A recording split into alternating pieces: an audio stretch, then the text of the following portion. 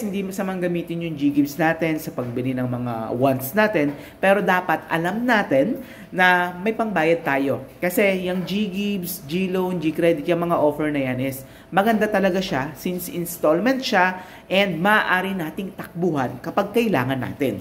So, ang sa amin naman is ingatan na lang natin yung good credit standing natin pagdating.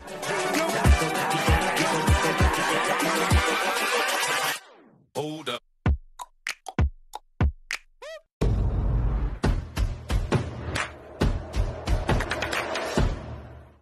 And hello! Magandang araw po sa inyong lahat. And welcome back po dito sa Almontero Tutorial.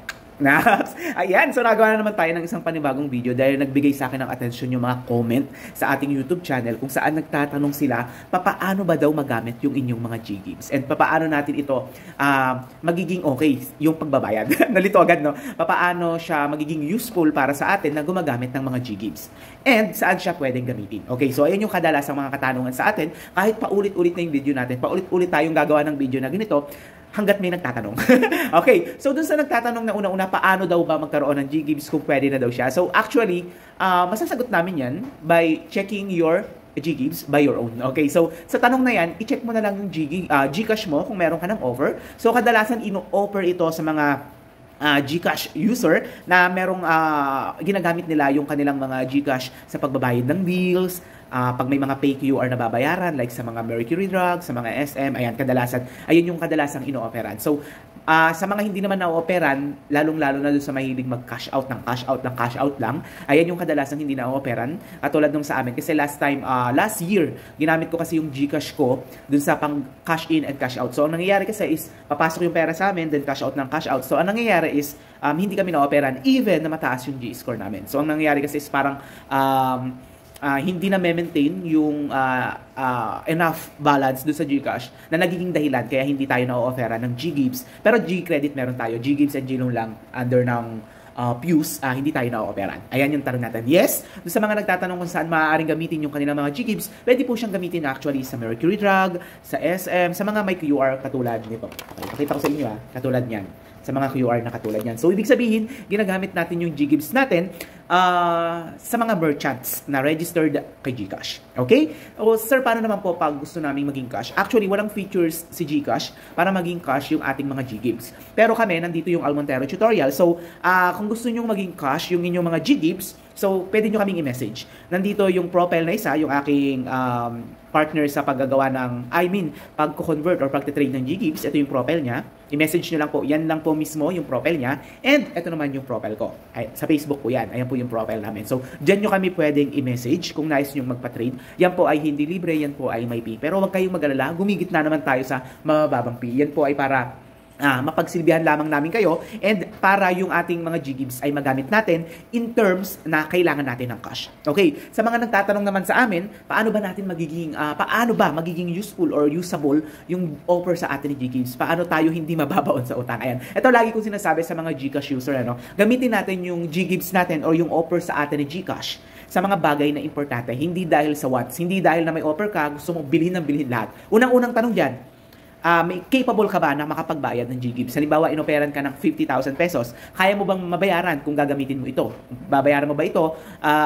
Kung babayaran mo yung 50,000 pesos, kaya mo bang bayaran siya monthly? Makakapagbayad ka ba? May source of income ka pa? Yan yung mga kinoconsider natin para gamitin natin yung G-Gives natin. Yes, hindi masamang gamitin yung G-Gives natin sa pagbili ng mga wants natin, pero dapat alam natin na may pangbayad tayo. Kasi yung G-Gives, G-Loan, G-Credit, yung mga offer na yan is maganda talaga siya since installment siya and maaari nating takbuhan kapag kailangan natin. So, ang sa amin naman is ingatan na lang natin yung good credit standing natin pagdating kay Gcash. So, in case na emergency, may matatakbuhan tayo. Kasi once na hindi ka makapagbayad dyan, pagka na late, hindi ka nakapagbayad ng ilang buwan, maaaring hindi ka na ma-operan. So, alagaan na lang natin yung ating credit history pagdating sa mga ganyang bagay. So, lagi kong sinasabi, mas okay gamitin si G-Gives, si G-Credit, ayan, si G-Loan, kung meron tayong source of income, kung meron tayong paggagamitan ng emergency. Alam nga nang meron kang offer, tapos emergency, ayaw mo pang gamitin. So, ang gawin mo na lang, kung gagamitin mo, tapos emergency, and iniisip mo na baka wala ka pang bayad, pero talagang kailangan. Siyempre, kailangan mong umisip ng paraan on how mo, kung paano mo ito mababayaran. Kasi kung hindi mo siya mababayaran, tulad ng sinabi ko kanina, Inulit lang. Ayan, talagang sayang yung magiging offer natin. Okay, doon sa mga nagtatanong naman, paano ba daw ginagamit yung G-Gives sa paano siya maging cash. Ayan, sa amin po kasi ang ginagawa po namin, we have a lot of bills na maaari nating bayaran gamit ang G-Gives. Meron kaming mga insurances, meron kaming mga credit cards, pwede namin kayong tulungan through trading. So ito po, ang nangyayari kasi dito is parang babayaran nyo yung mga bills namin, babayaran nyo yung mga needs namin, and pag binayaran nyo, gamit yung G-Gives niyo, papalitan natin yan ng Gcash. So, tutulungan nyo kaming magbayad with fee kasi bibigyan din namin ng mga discount yung mga clients na nagbabayad sa amin ng mga pay bills, and at the same time, matutulungan namin kayong mag-cash out. Okay? The next thing is, minsan gumagamit kami ng mga QR, lalong-lalo na kapag meron kaming babayaran sa mga merchants. Yan. Actually, ginagamit namin ito kapag alam namin na usable yung paggagamitan, and kunyari may paparating kaming mga bills, mga ganyan. So, kaya mag-iingat kayo. Tapos, marami pa rin nalilito kung paano gagamitin yung kanilang G-Gives on cash, and marami pa rin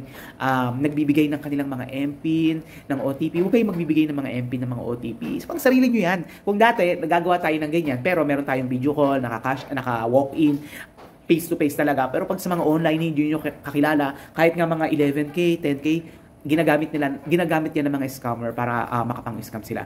Nang-hack sila ng account, then pag na-hack nila yung account, yun yung ginagamit nila pang-scam. So, ang gawin nyo, i-check nyo yung mga links, i-check nyo yung mga nagko-comment, baka mamaya sila din yun, i-check nyo kung may blue badge. Ayan, much better kung may blue badge, kasi dito na-identify yung ID, ayan. Then, kung hindi kayo sang-ayon pa rin or satisfy pagdating sa mga ganyang scenario na blue badge lang, makipag-video call kayo bago kayo mag-start ng transactions niyo. Ayan. Okay, so mas okay syempre kung magagamit natin siya in case na emergency or kailangan natin. Huwag naman sana magkaroon ng emergency na dahil sa mga ganun. Gamitin na lang natin siya sa tama.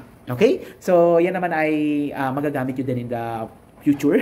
Ayan, kasi nga, tulad ng sinabi ko kanina, talagang takbuhan yan kasi installment siya, hindi siya mahirap bayaran since mapagtatrabahuan mo yung pagbabayad. And talagang meron siyang fee kasi nga hindi naman siya free.